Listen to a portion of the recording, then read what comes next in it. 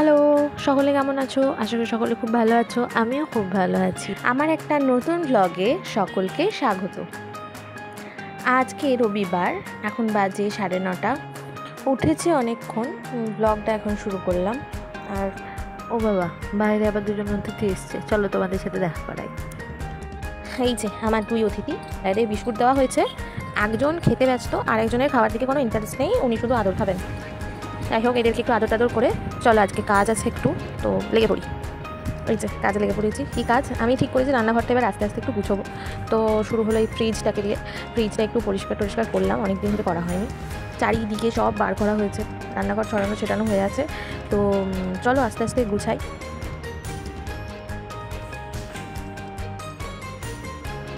দেখছো কী অবস্থা, কতদিন হাত পড়েনি। চলো ঝপঝপ কাজটা সারি। ওফ, খানিকটা হলো, এই দিকগুলো শুধু হয়েছে, এখনও এইখানটা আর শাটারটা বাকি আছে। চলো শেষ করি। অ্যান্ড ফাইনালি ডান। রবিবার দিন, তাই মনটা একটু বিরিয়ানি করছিল। তো ভাবলাম বাড়িতেই বানিয়ে নেওয়া যাক, শুধু আর কিনে আনবো না। তো যেমন ভাবা তেমন কাজ, একটু মাংস নিয়ে চলে এসেছি। এগুলোকে ম্যারিনেট করে নেবো, করে আলাদা আলাদা করে রাখবো। বিরিয়ানির মাংস আর কারির মাংসটা আলাদা করব। বিরিয়ানিতে আমরা 4-5 পিস যতজন আছি সেই রকম মতোই মাংসটা দেবো, আর বাকিটা কারি করব। তো যা বেসিক মশলা লাগে, টমেটো পিউরি, পেঁয়াজ, রসুন, আদা, আর তার সাথে গুঁড়ো মশলা যেমন বিরিয়ানি মশলা, কাশ্মীরি লঙ্কা, লাল লঙ্কা, নুন সব দিলাম।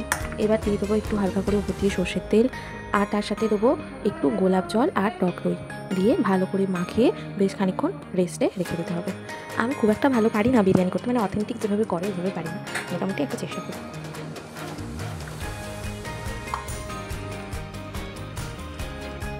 তো ততক্ষণে আমি ভাতটা বসিয়ে নিয়েছি। এদিকে জলটা গরম করতে দিয়েছিলাম। জলটা খানিকটা গরম হয়ে যাওয়ার পর এর মধ্যে দিয়ে দেবো এলাচ, লবঙ্গ, দারচিনি আর জয়িত্রী, গরম মশলা, আর দিয়ে দেবো সামান্য সাদা তেল। আর হ্যাঁ, অল্প দিয়ে দেবো তার মধ্যে নুন, দিয়ে ঢাকা দিয়ে গরম হতে দেবো। জলটা ফুটলে ভালো হতো, কিন্তু আমার একটু তাড়াহুড়ো আছে বলে আমি যখন প্রায় ফুটে এসছে জলটা, তখনই চালটা দিয়ে দিলাম। হ্যাঁ, ভিজিয়ে রাখিনি চালটা, শুধু একটু অল্প করে ধুয়ে নিয়েছিলাম। দিয়ে চালটা তার মধ্যে দিয়ে দেবো, দিয়ে ভাতটা ভালো করে নেবো। ভাতটা ন্যাচারালি আমি যতবার বিরিয়ানি করেছি মাই করে যায়, কিন্তু এবারে নিজেই বলেছি করব, দেখা যাক কী হয়। এবারে করে নেবো বেরেস্তাটা। তার জন্য গ্যাস জ্বালিয়ে কড়া বসিয়ে তেল দিয়ে তেলটাকে ভালো করে গরম করে নিতে হবে। একটা পেঁয়াজ দিয়ে দেখবো তেলটা কতটা গরম হয়েছে, তারপরে একে একে সব পেঁয়াজগুলো ছেড়ে নেবো। পেঁয়াজগুলো যেন সমানভাবে কাটা হয়, সরু সরু করে। আমি যতবারই বেরেস্তা বানাতে গেছি ততবারই ভালো হয়নি, পুড়ে গেছে। তো দেখা যাক এবারে কতটা কি হয়। তো এটা দিয়ে আঁচটা খুব বেশি বাড়ানো যাবে না, মিডিয়াম টু হাই করে রেখে দিয়ে ভাজতে হবে। আর আঁচটা কমানো বাড়ানোও করা যাবে না, একই রকমভাবে রাখতে হবে। তার মধ্যে দিয়ে দেবো আমি অল্প করে চিনি, কালারের জন্য দেয় চিনিটা। আর দিয়ে এবার যখন প্রায় ভাজা হয়ে যাবে, মানে পুরোপুরি কালার আসার আগেই এটাকে তুলে নিতে হয়, কিন্তু আমি এবারেও দেরি করে ফেলেছি, তাই একটু বেশি ভাজা হয়ে গেছে। ওইটা গরমে হিটে থাকতে থাকতে আস্তে আস্তে কালারটা চলে আসে, আর কড়মড়ে ভাবটাও চলে আসে। তো এবার একে একে সেদ্ধ করে রাখা আলুগুলো ওই তেলেই ভেজে নেব। এই যে এখানে আলুগুলো ভাজা হয়ে গেছে, এখানে ভাতটা হয়ে গেছে, থালায় আর বাটিতে করে চাড়িয়ে ফ্যানের তলায় রাখছি। আমার একটু বেশি কুক করা হয়ে গেছে, ঠিক আছে, প্রথমবার করলাম তাই না। আর এখানে আমি ওই বিরিয়ানিতে যে মাংসগুলো দেবো সেইগুলো একটু ভেজে নিচ্ছি, সব মাংসগুলো না, শুধু যে কটা পিস আমি বিরিয়ানিতে দেবো সেইগুলোকেই ভেজে নিচ্ছি। আর এখানে চিকেন কারিটা হয়ে গেছে, নর্মালভাবেই করেছি যেমন করে। আর এই মাংসগুলোকে একটু এটাই দিয়ে ফুটিয়ে নিয়েছিলাম শেষকালে। এবার লেয়ারিংয়ের পালা। লেয়ারিংটা করবো কীভাবে?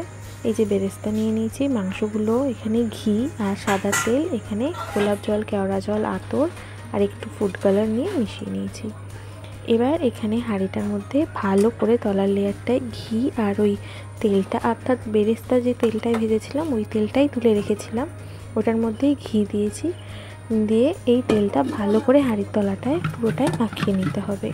এই লেয়ারটা কিন্তু খুব ভালো করে দিতে হবে, নয়তো জ্বলে যাবে। এবার তারপরে সেকেন্ড লেয়ার দেবো অল্প একটুখানি ভাত। এখানে ক্যামেরাটা একটু বন্ধ হয়ে গেছিলো, তো ঘি মাখানোর পর অল্প একটুখানি ভাত দিয়ে তার মধ্যে আলু এবং মাংসের কিছুটা ঝোল কিছুটা দিয়ে দিয়েছি, তার উপরে আবার একটা পাতলা লেয়ারে ভাত দিয়েছি। এবার ওই গোলাপ জল আতর দেওয়া যে জলটা ছিল ফুড কালার দিয়ে, ওই জলটা অল্প একটুখানি ছড়িয়ে দিলাম, আর দিলাম উপর দিয়ে বিরিয়ানি মশলা খানিকটা ছড়িয়ে। আবার ভাত দেবো খানিকটা, আর ভাতগুলোকে ছড়িয়ে ছড়িয়ে দিতে হবে। ভাতের লেয়ারটা হয়ে দিয়ে দেওয়ার পর এবার যে মাংসগুলো ছিল বিরিয়ানিতে দেওয়ার জন্য, সেই মাংসগুলো সাজিয়ে নেবো, আর উপর দিয়ে দিয়ে একটুখানি কাই ছড়িয়ে দেবো, তার উপরে দিয়ে দেবো একটু ঘি। এবার শেষ লেয়ারের ভাতটা দিয়ে এর মধ্যে বেরেস্তা, ঘি, ওই আতরের জলটা আর বিরিয়ানি মশলা দিয়ে আটা লেয়ার দিয়ে ঢাকা দিয়ে স্টিমে বসাবো।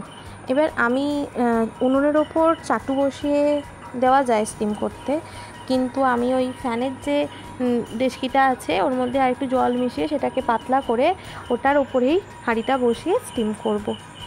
আসলে আমার ভাতটা একটু বেশি সেদ্ধ হয়ে গেছে, তাই এরমভাবে করা হয়ে গেছে। ঢাকনা খুললাম, আতরের গন্ধে বাড়িটা ম ম করে উঠলো। খেতে কেমন হয়েছে জানি না, কিন্তু গন্ধটা বেশ ভালোই বেরিয়েছে।